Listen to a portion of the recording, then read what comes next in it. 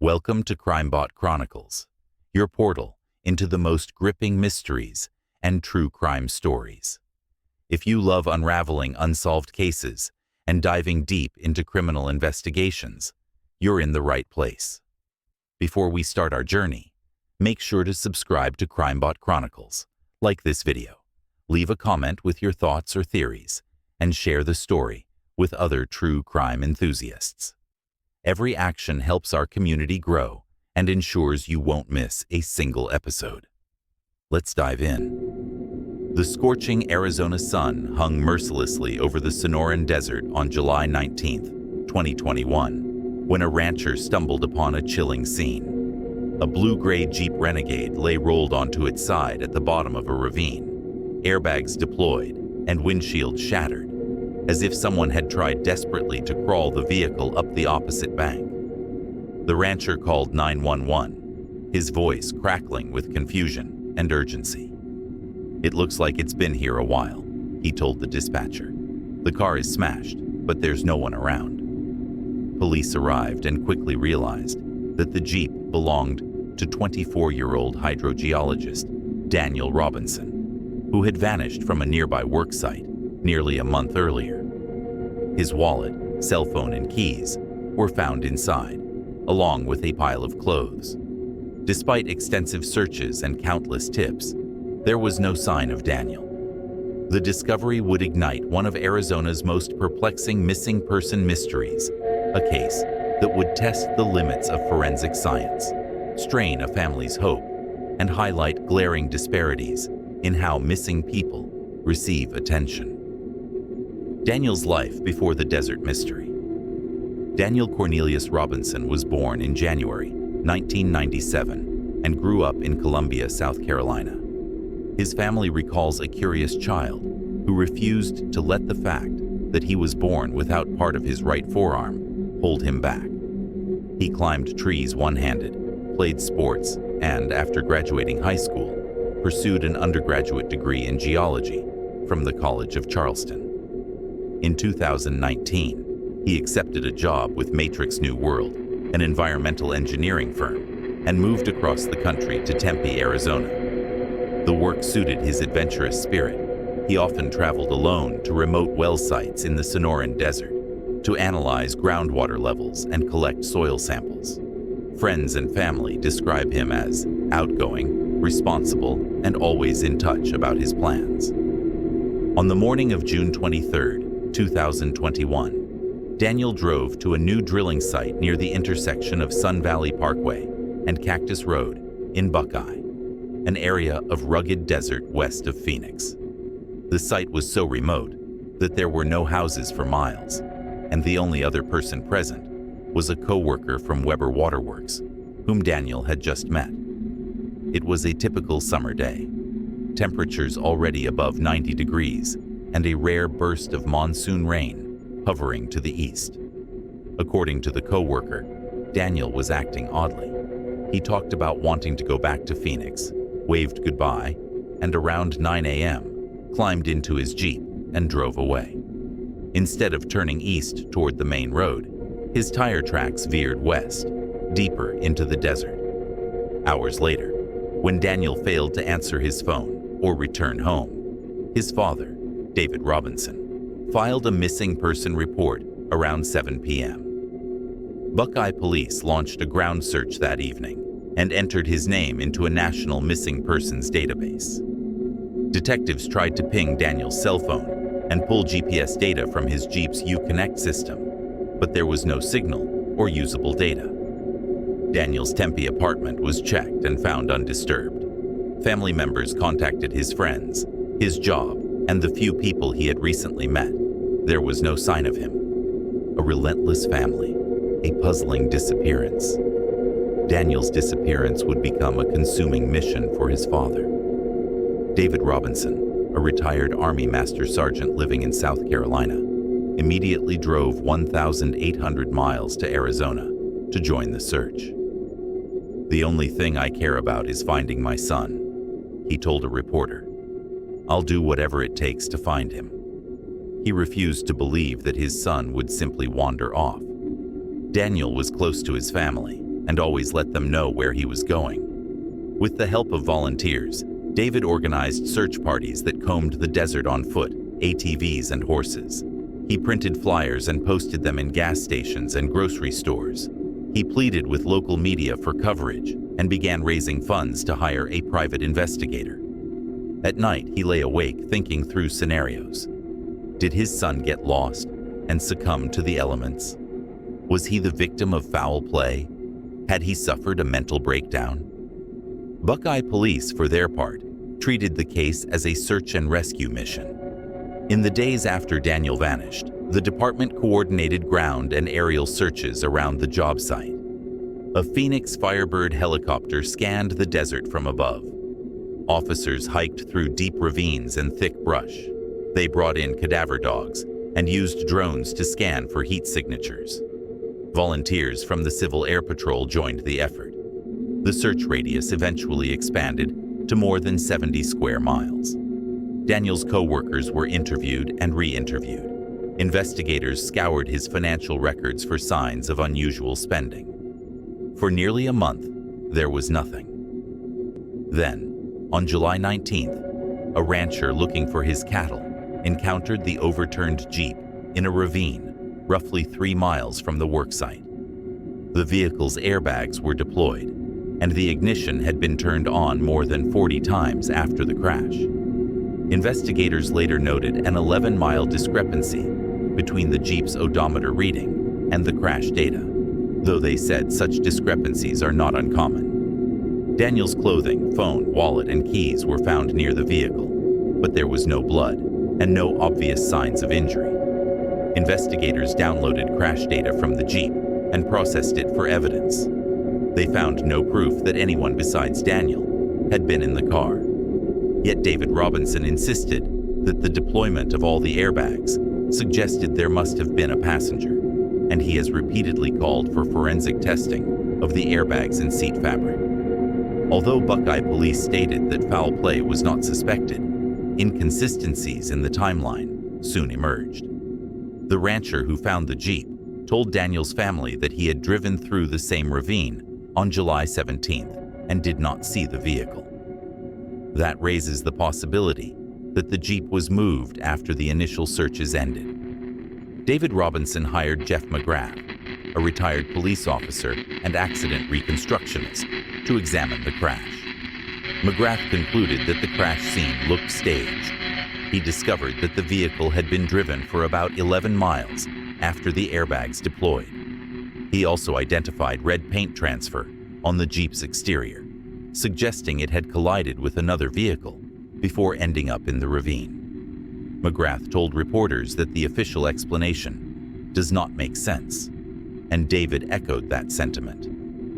As weeks stretched into months, the investigation continued. On July 31st, volunteer searchers found a human skull south of the crash site. Testing later confirmed it did not belong to Daniel. In late August and September, targeted ground searches were conducted by police and by a private search team hired by David. In October 2021, an independent firm called Santan Recon issued a collision report that confirmed the Jeep had rolled and that speed increased just before impact, possibly because the driver was trying to climb the far bank of the ravine. The report also noted the multiple ignition cycles recorded after the crash. Additional human remains were found near the search area in November 2021, but again were determined not to be Daniel. The FBI was briefed on the case later that month. While investigators combed through physical evidence, they also turned to Daniel's digital footprint. Police obtained his cell phone records and discovered that a cell tower had recorded his phone near the crash site on the morning he disappeared. They seized his laptop and gaming system and asked the Tempe Police Department to perform forensic analysis. Those tests revealed that someone accessed Daniel's apartment after he vanished, rummaged through his closet, and used his computer to browse his Google history. Investigators also learned that Daniel had delivered groceries part-time for Instacart. In the weeks before he disappeared, he met a woman while making a delivery and later visited her home unannounced. which caused the woman discomfort. Police initially wondered whether heartbreak played a role in his disappearance, but his friends and family told investigators he was not suicidal. David Robinson believes these digital clues point toward foul play. He is convinced someone else entered his son's apartment and may have moved the Jeep after the crash.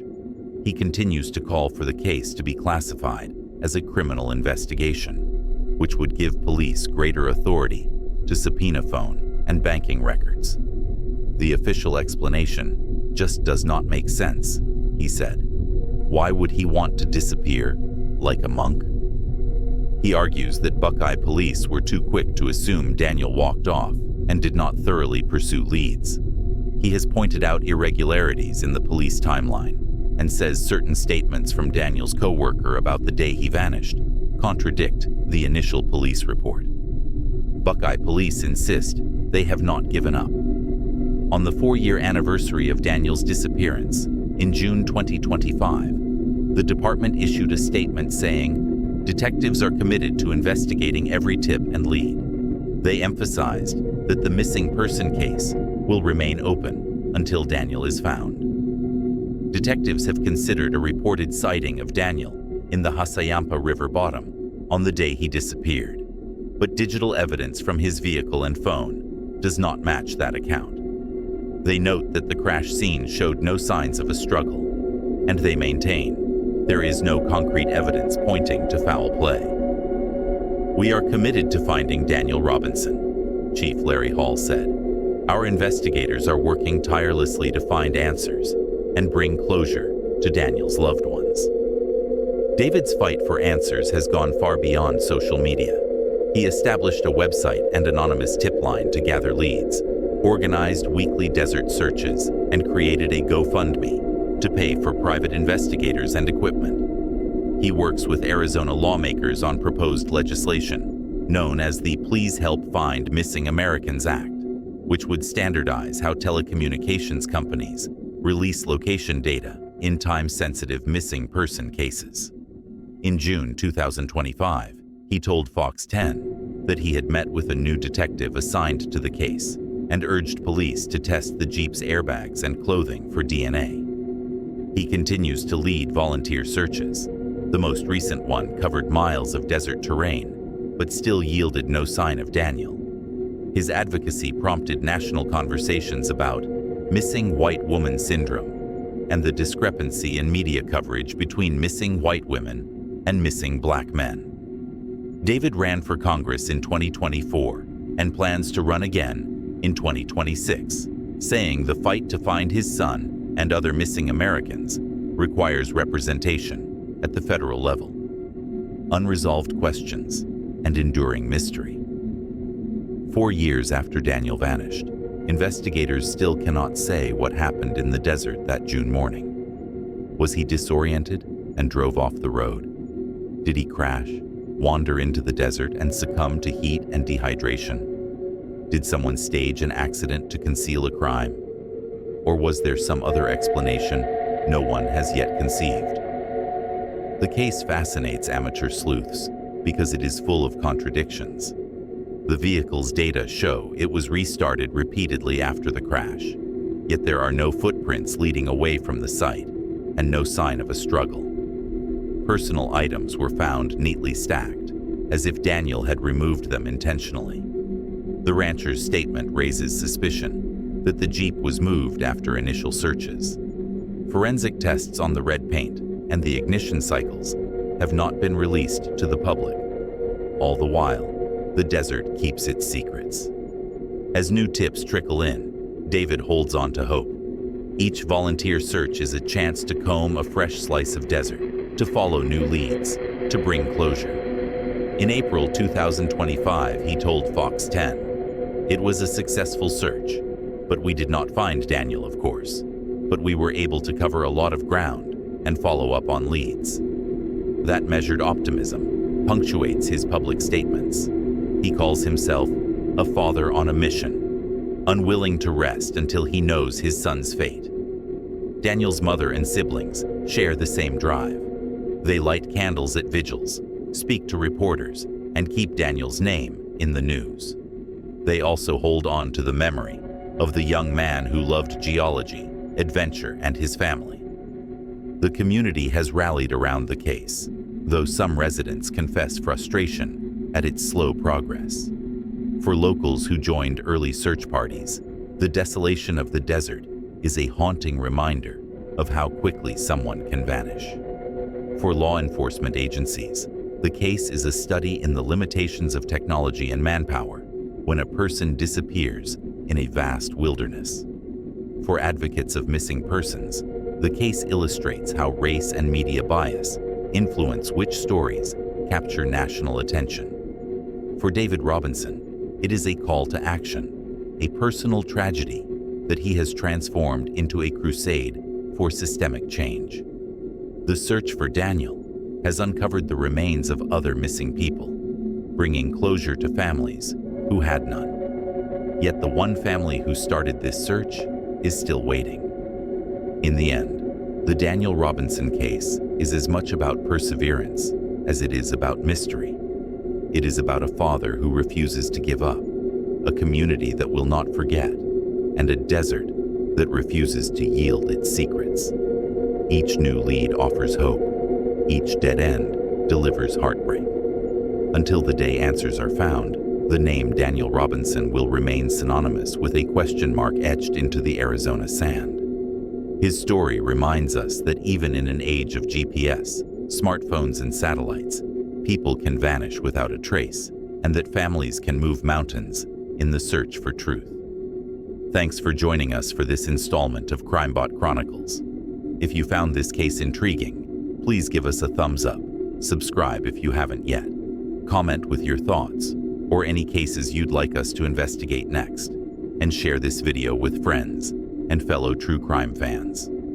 Your support means everything and helps keep the search for truth alive. Until next time, stay curious and stay safe.